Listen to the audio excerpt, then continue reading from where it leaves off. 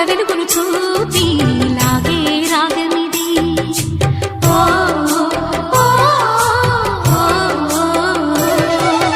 నీలో మమతల మధుని చూసి నాలో తరగని తహతహ దూకి నీకై తరగల పరుగులు తీసి చేరే వేగమిది.